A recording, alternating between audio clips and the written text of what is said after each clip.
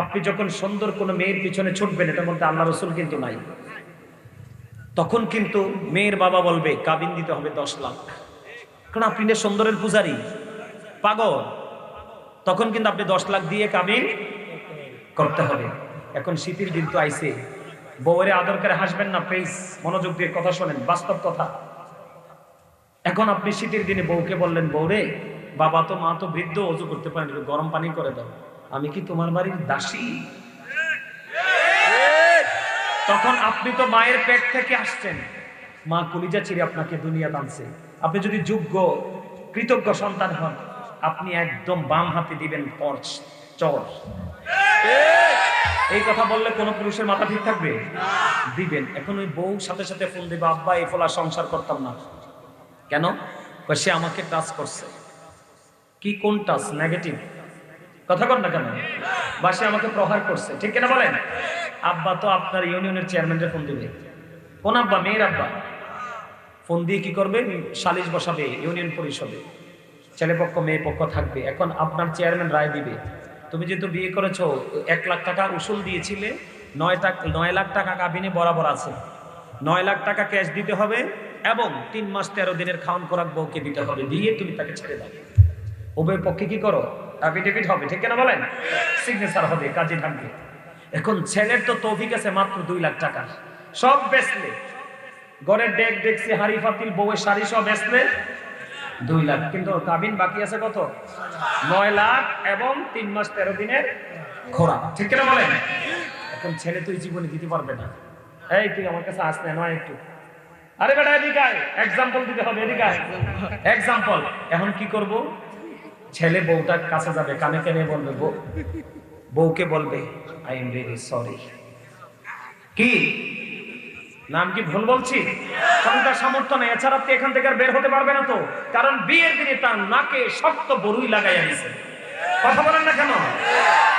আমি ভুল বলছি? বউকে পিঠে হাত দিয়ে বলবে, বউ আই এম রিয়েলি সরি। কথা বলেন না কেন? এখন কি করব? বউ বলবে যে আমার ফয়সালা হয়ে গেছে, আমি স্বামী সংসার করব। এবার পরে গেলে 1 দিন 2 দিন 3 দিন 4 দিন পরে, বউ আব্বাকে একটু পানি গরম করে দেন, আব্বা তাহাজ্জুদ পড়বো। আজকেও কিন্তু হেবডি আগের দিনের চাইতে আরো শক্তভাবে কথা কইছে, কারণ হেবডি আজকে অন্যায় করে না পার পেয়ে গেছে। আর হেবডি বড় লোকের বেটি, হেবডি শক্ত বড় খুঁটি হলো ওই যে সিগনেচার। কথা বলে। এখন পরের দিনে বলছে, আমি কিন্তু তোমার বাড়ির দাসী না, আজকে কিন্তু ছেলে থাপ্পড় মারতে যাবে, গালের কাছ থেকে হাতটা ফিরে নিয়ে আসতে করে নতজন হয়ে যাবে। কারণ ওই যে অনেক আগে একটা গান শুনছিলেন নি? অনেক আগে, এই গান এখন শোনা যায় না, আমি ছোট থাকতে অনেক শুনতাম। অনেক আগে একটা গান আপনারা শোনেন নাই? কিছু কিছু মানুষের জীবনে ভালোবাসা চাওয়াটাই ভুল, সারাটি জীবন দৌড়ে দিতে হয় শুধু সেই ভুলের মাসুল। আজকে প্রত্যেকটা ঘরে ঘরে, প্রত্যেকটা ঘরে ঘরে বাবা খুব আদর করে, কি করে? বাবা খুব আদর করে বউ আনছে একটু বউয়ের আদর পাওয়ার জন্য। কথা বল না কেন? এই সন্তানটাকে বড় করতে করতে করতে করতে বউয়ের স্বপ্ন দেখেছে, কিন্তু এই বউয়ের কাছ থেকে ভালোবাসা তো পায়নি। এই জীবন যতদিন থাকবে ভালোবাসা না পেয়ে উল্টো এই ভুলের মাসুলটাকে দিতে ছেলে কি করবে? আজকে হাত, কথা বলে না, আজকে হাত নিচে নামাই ফেলবে, বউকে আর থাপ্পড় দেবে না। কেননা সে ভুল কিন্তু শুরুতেই করছে। আর যদি আপনি একটা মধ্যবিত্ত পরিবারে যেতেন, শ্যামলা একটা বউ দেখতেন, এই মেয়েটাকে, আপনার মেয়েটা আমার পছন্দ হয়েছে, আমি আমার ঘরে বউ করে নিব, তখন 2 পক্ষ বসতো কাবিনের ব্যাপারে, ঠিক নেই? আপনাকে কিন্তু কোনো ধরনের কোনো প্রেশার দিত না, ঠিক কিনা বলেন? এই জন্য বাবা মা দায়িত্বশীল, ঠিক দায়িত্বশীল আচরণই করতে হবে, ঠিক কিনা বলেন? আরো যারা বলেন, আমার কথায় কি আপনারা একমত? আরো যারা বলেন না একমত? আমি আপনাদেরকে বন্ধ বলে দিতে চাই, আল্লাহ রাব্বুল আলামিন পবিত্র কালামে হাকিম স্পষ্ট করে বলে দিয়েছেন, ওয়া'বুদুল্লাহা ওয়া লা তুশরিকু বিহি শাইয়্যান ওয়া বিল ওয়ালিদাইনি ইহসানা। আল্লাহ রাব্বুল আলামিন বলেছে তোমরা আল্লাহর ইবাদত করো। কি করো? ইবাদত করো আল্লাহর, আল্লাহর সাথে কোনো কিছুকে শরীক করিও না। ওয়ালা তুশরিকু বিহি শাইআ, আল্লাহর সাথে কোনো কিছুকে তোমরা শরীক করিও না। ওয়া বিল ওয়ালিদাইনি ইহসানা, মা বাবার সাথে কি করতে হবে? সৎ ব্যবহার করতে হবে, উত্তম ব্যবহার করতে হবে, তাদেরকে অ্যাকসেপ্টেবল পারসন হিসেবে তোমাকে গ্রহণ করতে হবে। কারণ মা বাবাকে ভালোবাসা ফরজ নেই, আর মা বাবার কলিজায় আগুন দেওয়া হারাম। বন্ধু, এখনকার মা বাবারা, এখনকার ম্যাক্সিমাম ছেলে মেয়েরা, বিশেষ করে ছেলেরা, বাংলাদেশের ইতিহাসে যতগুলো সন্তানকে, যতগুলো বাবা মাকে বৃদ্ধাশ্রমে পাঠিয়েছে, সবগুলো পাঠিয়েছে বন্ধু ছেলেরা। তোমার কথা বল না কেন? কোন মেয়েকে কোনোদিন বা মাকে রাস্তায় ফেলেছে? কোন মেয়েকে কোনোদিন বাবাকে রাস্তায় ফেলেছে? কোনোদিন বাবা মার দূর দিনে কোনো মেয়ে দূরে যায় না রে, একমাত্র নিষ্ঠুর আচরণ করে। ও বন্ধু ছেলেরা, এই নিষ্ঠুর আচরণের পিছনে সবচেয়ে বড় কালো হাত হলো ডাইনি পুত্রবধূ। আমার কথা আপনার একমত কিনা? আর জোরে বলেন না। মা বাবাকে বৃদ্ধাশ্রমে পাঠানো, মা বাবাকে খাবারের কষ্ট দেওয়া, মা বাবাকে কাপড় চোপড়ে কষ্ট দেওয়া, বৃদ্ধকালে বাচ্চার মতো মা বাবাকে কোলে পিঠে করে মানুষ করা, আদর করে রাখা, এই সবগুলোর জন্য বন্ধু সন্তান দূরে থাকে। একমাত্র কারণ হলো ডাইনি পুত্রবধূ। কিন্তু এই পুত্রবধূটা কেন ডাইনি হলো? এটা কেন দুষ্ট হলো? কেন এটা ক্যারেক্টার লেস হলো? কেন এত নিষ্ঠুর হলো? এই গোড়া আসল জিনিস আপনি আমি জানি না। আমি আপনাদেরকে বলে দেই, যুবক বেশি বলবো না আজকে, বাবা মা সন্তানের প্রতি কিভাবে দায়িত্ব পালন করতে হয়, কারণ আপনাদেরটা প্রত্যন্ত অঞ্চল, লোকাল এলাকা, ঠিক কিনা বলেন? আমি আপনাদেরকে এই কারণে বলে দিতে চাই, এখনো বন্ধু গ্রামে গ্রামে, ঘরে ঘরে, বাড়ি বাড়ি, বিশেষ করে ও বন্ধু যাদের একটু টাকা পয়সা আছে রে, সন্তান ছেলে এবং ছেলের বউ যোগ্য দক্ষ থাকার পরেও মা বাবাকে কাজের বুয়া দিয়ে খাবার দেয়। এরে সন্তান, তুমি এত বোকা কেমন করে হলে রে? তোমার যখন ছোট্ট ছিলে, তোমার অনেক বড় বড় অসুখ হয়েছে, অনেক পায়খানা করেছো, অনেক প্রস্রাব করেছো, বাবা মাকে কত রাত তুমি জাগ্রত থাকতে বাধ্য করেছো, ঘুমোতে দেই নাই, কোনোদিন তো মা তোমার জন্য দাসী আনে নাই। কথা বলেন না? সন্তান অসুস্থ হলে কোনো মানুষ আমার সন্তানকে সেবা করবে না, আমি আমার মায়ের সেবা করব, আমি আমার সন্তানের সেবা করব। মা পাগলিনীর মতো সন্তানকে, সকল মানুষ দূরে চলে গেলেও মা তার আঁচলে বেঁধে রাখে। সন্তানকে কোনোদিন বোঝা মনে করে না। ও বন্ধু, আমরা এতটা দুর্ভাগা, এতটা হতভাগা, আমরা আমাদের সন্তান মা বাবার দুর্দিনে পাশে থাকতে পারি না। এর মধ্যে সবচেয়ে বড় ভয়ঙ্কর সমস্যা হলো, বাংলাদেশে যত এডুকেটেড পারসন আছে, গ্রাজুয়েশন কমপ্লিট করা ছেলে এবং ছেলের বউ আছে, তাদের কাছে পিতামাতা সবচেয়ে বেশি লাঞ্ছিত, ঠিক কিনা বলে? সবচেয়ে বেশি অপমানিত, সবচেয়ে বেশি নির্যাতিত, সবচেয়ে বেশি নিষ্পেষিত। বন্ধু, আমি আপনাদেরকে বলে দিই, এটাও বন্ধু কিয়ামতের একটা বড় আলামত। এটা কি? বন্ধু, বাবা মাকে বাদ দিয়ে শ্বশুর শাশুড়ি, অন্য আদার্স পার্সন গুলোর সাথে গভীর প্রেমের সম্পর্ক রেখে দেওয়া, এইটিও বন্ধু কিয়ামতের আলামত। কারণ আমার রাসূল বলে গেছেন, they will listen their wives, ছেলেরা বউদের কথা মতো চলবে, বউদের কথা বন্ধু বেশি বেশি করে শুনবে, বউয়ের কথা মতো চলবে। ও বন্ধু, মা বাবার কথাগুলোকে কন্টিনিউয়াসলি ইগনোর করেই যাবে। জোরে কন্যা নাউজুবিল্লাহ। অথচ বন্ধু, আমি আপনাদেরকে বলতে চাই, হাদিস শরীফের মধ্যে এসেছে, কোরআনে আল্লাহ কি বলেছেন? ওয়াবুদুল্লাহ ওয়ালা তুশরিকু বিহি শাইআ ওয়া বিল ওয়ালিদাইনি ইহসানা। হাদিস শরীফের দিকে আমি একটু নজর দেই বন্ধু, কারণ মা বাবা সম্পর্কে একটু ধারণা না দিলে বুঝবেন না আপনারা। আমার রাসূলকে প্রশ্ন করা হলো, ইয়া রাসূলুল্লাহ, ইয়া হাবিবাল্লাহ, নবী, নবী গো, ও প্রাণের নবী, এই দুনিয়ার বুকে আমার কাছ থেকে সবচেয়ে সুন্দর, সবচেয়ে মার্জিত, সবচেয়ে প্রেমময় আচরণ পাওয়ার হক কার বেশি? এবার আমার রাসূল বললেন, ক্বালা উম্মুকা, তোমার মা। এরপর ওই লোকটা আবার প্রশ্ন করলেন, ওই পার্সনটা আবার প্রশ্ন করলেন, ক্বালা সুম্মা মান, তারপরে কি? রাসূল আবার বললেন, ক্বালা উম্মুকা, তোমার মা রে। আবার প্রশ্ন করলেন কালা সুম্মা মান, তারপরে কে? রাসূল আবার বলে দিলেন কালা উম্মুকা, তোমার মা। বন্ধুরে আমার, আবার রাসূলকে প্রশ্ন করলেন কালা সুম্মা মান, তারপরে কে? রাসূল বললেন কালা আবুকা, তোমার বাবা।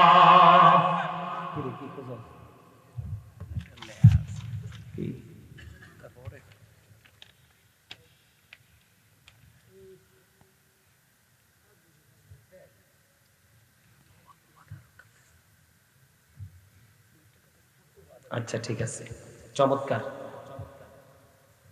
বলবো, তুমি আমার একটু তারপরে মনে করাই দিয়ে চোখের সামনে রাখি। হ্যাঁ, আমার কথা কি আপনাদের কাছে খারাপ লাগতেছে নাকি শোনার দরকার আছে? তিনবার প্রশ্ন করেছে কে? মা। Your mother, your mother, your mother.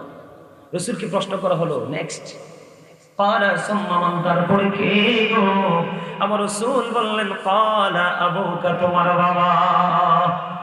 Your father, তোমার। জোরে কন্যা মারহাবা, আরে আরো জোরে কন্যা মারহাবা। বন্ধু, আমি বাবাকে দিয়ে আজকে শুরু করতে চাই রে। ও বন্ধু, আমি বাবাকে দিয়ে আজকে শুরু করতে চাই।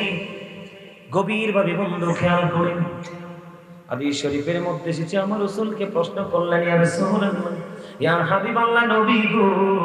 খেয়াল করেন যুবক, তোমাদেরকে কমেন্ট করে আমি কথাগুলো বলছি, মাইকের আওয়াজ যেই দিকে যাচ্ছে যুবক বন্ধু, আমি তোমাদেরকে বলে দিতে চাই রে। আমার রাসূলকে প্রশ্ন করলেন রাসূল গো, আমার বাবা আমার উপার্জিত টাকা পয়সা নিজের মতো করে খরচ করতে চায়।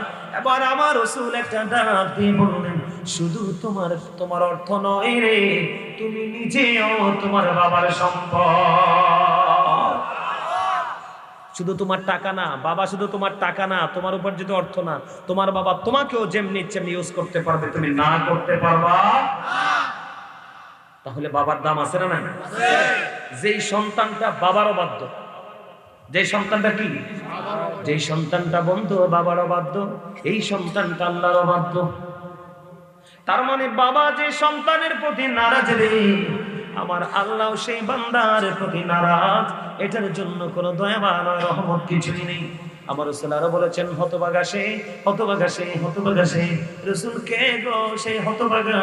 রাসূল বললেন বাবা মা দুজন বেঁচে আছে, অথবা একজন বেঁচে আছে। কয়জন? দুইজন বাবা অথবা মা দুজন আছে, অথবা একজন বাবা অথবা মা, যেই কোনো একজন আছে। তুমি সন্তান হিসেবে যদি তাদেরকে আদর করে, ভালোবেসে, সম্মান করে, স্নেহ করে যদি তুমি জান্নাতের মালিক হতে না পারো, তোমার চেয়ে বড় হতভাগার কেউ হইতে পারে না। এখনকার ছেলেরা বাবা মাকে বাদ দিয়ে আগে চিন্তা করে ঈদের মার্কেটে তো আগে শ্বশুর শাশুড়ির জন্য করে। তোমাকে কথা কর না, আগে কাটটা তো মা চাইলে এক সপ্তাহ আসে। তুমিও তোমার মালিকের কাছে চেয়ে দেখো, তোমার জন্য এই জীবনেও বাজেট হবে না। কথা বলেন না কেন? তোমার সক্ষমতা থাকার পরেও তুমি তোমার মা বাবাকে মাহরুম করেছো। তুমিও যখন মালিকের কাছে চাইবে, তোমার জন্য কিন্তু আল্লাহর কাছে কিছুই নাই, থাকবে না। ঠিক কিনা বলেন? আরো জোরে বলেন বন্ধু। এবার আমি বলে দিতে চাই আপনাদেরকে, মায়ের চেহারার দিকে যদি আপনি একটা বার যদি মায়ের নজরে তাকান গো, আপনার আমলনামায় একটা হজের সওয়াব চলে আসবে। রাসূলকে প্রশ্ন করা হলো নবী, নবী গো, ও প্রাণের রাসূল, আমি যদি প্রতিদিন আমার মায়ের দিকে মায়ের নজরে 100 বার যদি তাকাই গো, আমার রাসূল বললেন তাহলে 100 হজের সওয়াব। তাহলে মা বাবারে ছোট করার দরকার আছে নি? রাসূল বলেছেন paradise of the child under the feet of the mother. আমার রাসূল বলেছেন ইন্নাল জান্নাতা তাহতা আকদামিল উম্মাহাতিকুম, তোমাদের মায়ের পায়ের নিচে তোমাদের জান্নাত। নামাজ হলো জান্নাতের চাবি। প্রেয়ার ইজ দ্য কি টু প্যারাডাইস। নামাজ হলো জান্নাতের চাবি, আর ওই জান্নাত হলো মায়ের কদম তলে। তাহলে কোনটা আগে দরকার? আগে মা। ও বন্ধু, প্রমাণ তোমরা আমার কাছ থেকে নিয়ে যাও গো। এরে তুমি উপরে এসে বলো, তুমি উপরে এসে বলো, তুমি আইয়ো সুন্দর আলী, উপরে আইয়ো। এটা এটা এটা তোর লগেরটা, এটা এটা এটা, আরে এটা উপরে এসে পড়ে, উপরে এসে পড়ে, আসো নেন উপরে আসো, উপরে এসে পড়ে, নে এসো। শুধু চিন্তায় মরে গেছে, হুজুরে কি আমার উপর আইতে কয়, তো আবার কথা শোনে না রে। হ্যাঁ মারহাবা কর আরো জোরে। আরে সে পুরো হেজিটেশনের মধ্যে পড়ে গেছে, ঠিক দেখো, টেনশন ফিল করতেছে। আরো জোরে, আর একটু মহাব্বতে। তারে যে আমার অনেক পছন্দ হয়েছে, শুরু থেকে হাসি খুশি মন নিয়ে আলোচনা শুনতেছে। মারহাবা কর না, আরো জোরে, আরো গভীর মনোযোগ দিয়ে আলোচনা শোনায়। প্রত্যেকটা মাহফিলে গেলে দুই চারটা যুবক পাই পুরো ব্যতিক্রম। আল্লাহ কবুল করে লোক, আমিন কর, আরো জোরে কর আমিন। আপনি জানেননি, তোমরা জানো কিনা জানি না, এখন তো আমাদের মাথার উপর আসমান আছে না, ওই দিন কিয়ামতের দিন কিন্তু আসমান খুঁজে পাবা না। আল্লাহ বলেছেন ইদাস সামাউ ফাতারাত ওয়া ইদাল কাওয়াকিবু ইনতাসারাত ওয়া ইদাল বিহারু ফুজ্জিরাত ওয়া ইদাল কুবুরু বুসিরাত আলিমাত নাফসুম মা কদ্দামাত ওয়া আখারাত।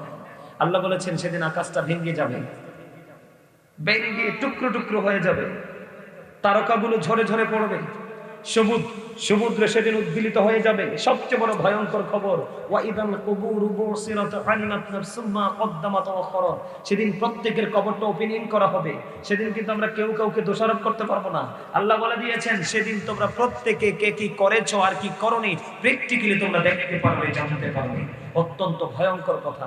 সেই দিন আল্লাহর আরশ ছাড়া আর কোনো কিছুই, এদিন আল্লাহর আরশের ছায়ার নিচে, আল্লাহ আরশের ছায়ার নিচে ইয়াং যারা যৌবনকালে যে যুবকরা আল্লাহ রসুলের প্রেম লাগানোর জন্য হক্কানি আলেমদের সাথে প্রেম লাগাই আল্লাহ রসুলের তালাশ করতে করতে তারা কবরে গেছে, আমার রসুল বলেছে তোমরা এই খবরটা জানিয়ে দাও, তাদের জন্য আল্লাহর আরশের ছায়ার নিচে জায়গা বরাদ্দ।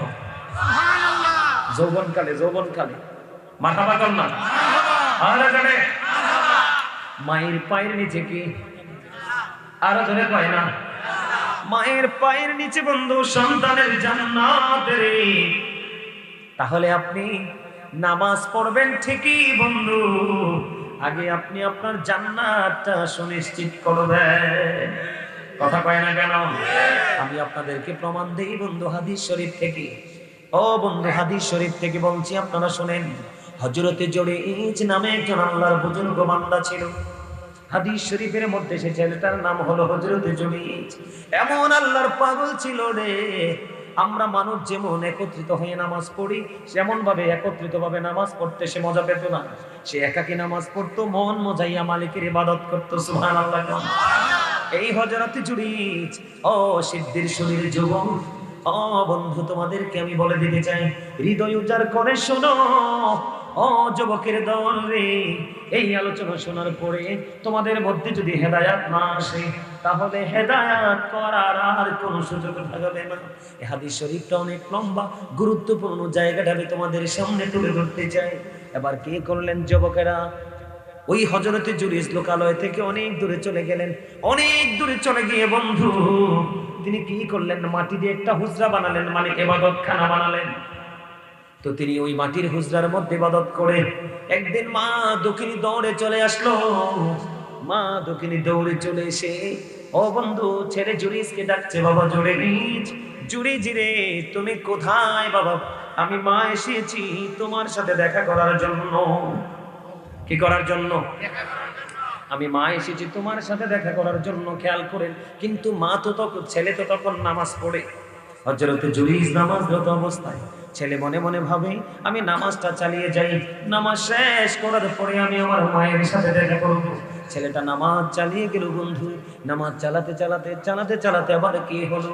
ও বন্ধু দেরি হয়ে গেল, মা চলে গেল। আজকে আর ছেলের সাথে দেখা হলো না। পরের দিন আবার আসছে মা ছেলের সাথে দেখা করতে, কিন্তু আজকেও জুরাইজ নামাজরত অবস্থায়। আজকেও ছেলে নামাজরত অবস্থায়। আজকেও মা হুজরার বাহির থেকে ছেলেটাকে ডাকছে, কিন্তু ছেলে ডাকে সাড়া দিচ্ছে না। ছেলে নামাজরত অবস্থায়। আমার বন্ধু আজকের দিনেও চলে গেল, 2 দিন চলে গেল বন্ধু। তৃতীয় দিন আসলো। কোন দিন? তৃতীয় দিন আবার আসলেন মা দক্ষিণী। আইসা দেখে, বাবা জুরাইজ তুমি কোথায় গো? আমি মা এসেছি তোমার সাথে দেখা করার জন্য। আজকেও বন্ধু জুরিস দেখা দিল না, দেখা দিল না রে। ও বন্ধু জুরিস আজকেও দেখা দিল না, আজকেও নামাজরত অবস্থায় 1-2-3 দিন মা আসলেন ছেলের সাথে দেখা করার জন্য, কিন্তু দেখা করতে এসে দেখলেন ছেলেটা 3 দিনই নামাজরত অবস্থায়। তৃতীয় দিন এখান থেকে যখন চলে যায় রে, চলে যাওয়ার সময় মা দুঃখিনী বললেন, আল্লাহ একে একে 3 দিন আসলাম ছেলের সাথে দেখা করার জন্য, ছেলেটা আমার সাথে দেখা দিল না, তারে বেশ্যা মহিলার মুখটা দেখাইয়া মরণ দিও না। নাউজুবিল্লাহ কান্না। দোয়া করছে না বদদোয়া দিছে? অভিশাপ কিনা বলেন? আমি 1 দিন আসলাম, 2 দিন আসলাম, 3 দিন আসলাম, ছেলেটা দেখা দিল না। হাদিস শরীফ। এই বেশ্যা মহিলার মুখ না দেখাইয়া ছেলেটারে তুমি মরণ দিও না।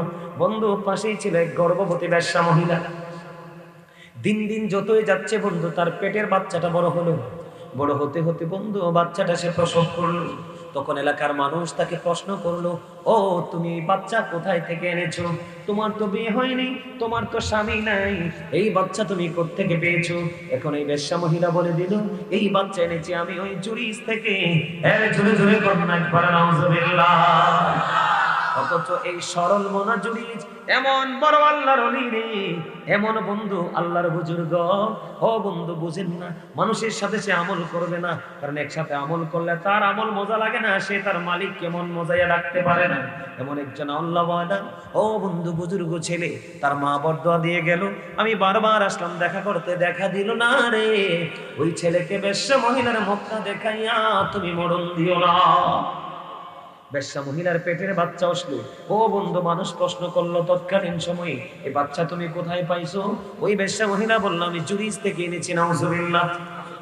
এবার বন্ধু তৎকালীন সময়ে মানুষগুলো পাগল হয়ে গেল, দৌড়ে ছুটে আসলো ওই হুজরাতে জুরিজে। এসে বন্ধু তার হুজরাটা মাটি দিয়ে বানানোটা ভেঙে ফেললো, ভেঙে ভেঙে আবার তাকে টেনে হেসড়ে হুজরা থেকে বের করতে শুরু করলো। হুজরা থেকে বের করতে করতে করতে করতে বন্ধু এমন একটা অবস্থা হলো, জুরিজ মানুষকে প্রশ্ন করা শুরু করে দিল, আমার কি অন্যায়, আমার কি অপরাধ, আমাকে কেন মারছো? এবার ওই জুরিজ যখন প্রশ্ন করলো, এবার বলল, ওই বেশ্যা মহিলার পেটে তুমি বাচ্চা দিয়েছো। নাউজুবিল্লাহ বলেন না। জুরিস আশ্চর্য হয়ে গেছে, এটা আবার কেমন ধরনের কথা, এমন কাজ তো আমি কোনোদিনই করতে পারি না, করিনি, আমি এই কাজ করিনি বন্ধু। এবার হযরতে জুরিস এবার তিনি বললেন, কোথায় রে সেই বাচ্চাটা? ও বন্ধু অসংখ্য মানুষ একত্রিত হলো। দেখবেন চোর যদি চুরি করে মানুষের কোনো ফিলিংস থাকে না, কিন্তু ভালো মানুষ অথবা মসজিদের ইমাম সাহেব যদি ছোট্ট ত্রুটি করে রে, তার কিন্তু রেহাই নেই। কথা কন না কেন? উগ্র আচরণ শুরু করে কিনা, কিন্তু তারা এটা বোঝে না বন্ধু, যে মানুষ তো ভুলের ঊর্ধ্বে নয়। কিন্তু হযরতে জুরিজ একটা বন্ধু মায়ের অভিশাপ। এবার অসংখ্য মানুষ দাঁড়িয়ে আছে বন্ধু। জুরিজ বলল, আমাকে একটা ঘটি পানি দাও। এবার জুরিজকে একটা ঘটি পানি দেওয়া হলো। তিনি নামাজ পড়লেন, আর নামাজ পড়ে আবার তিনি কি করলেন বললেন, তোমরা একটা কাজ করো। কি কাজ করবো? কাজটা হলো, তোমাদের কাজ হলো কি রে? তোমাদের কাজ হলো ওই বাচ্চাটাকে আমার কাছে নিয়ে আসো। জুরিজ নামাজ পড়লেন, নামাজ শেষ করার পরে অসংখ্য মানুষ জুরিজ এই ছোট্ট বাচ্চাটার পেটটার উপর হাত দিলেন, হাত দিয়ে বললেন, বাবু বাবু রে, তুমি বলো না তোমার বাবা কে? অটো বন্ধু পৃথিবীর বুকে এই নবজাত শিশু মাত্র দুনিয়ার বুকে এসেছে, এই বাচ্চাটা সঙ্গে সঙ্গে বলে দিল, ওই রাখাল আমার বাবা। জোরে জোরে করুন একবার আল্লাহু আকবার। বন্ধু আমি বুঝাইতে চাই আপনাদেরকে, যে জুরি যেমন একজন আল্লাহর ওলি ছিল, ওনার হাতের স্পর্শ লাগার কারণে ও বন্ধু ছোট্ট বাচ্চা যদি জবান খুলে যায়, তাহলে বুঝেন সে কেমন আল্লাহর ওলি। ছেলে কিন্তু মাকে গালি দেয় নাই, খাবার চাইছে খাবার দেয় নাই, পোশাক চাইছে পোশাক দেয় নাই, এমন না। কিন্তু ছেলে তো নামাজ পড়তেছে, মনে মনে বলে, আল্লাহ নামাজ শেষ করি, তারপরে মায়ের সাথে দেখা করব। দেখতে দেখতে 3টা দিন বন্ধু পার হয়ে গেল, মায়ের দেখা হলো না। এই জন্য বন্ধু মা অভিশাপ দিয়ে গেল। অভিশাপ কাজে লাগছে নি? কোন কথা বলেন না? তাহলে বন্ধু এই যুগের ছেলেরা তো আল্লাহর ওলি না রে, তাদের অবস্থা কেমন হবে আপনারা বলেন?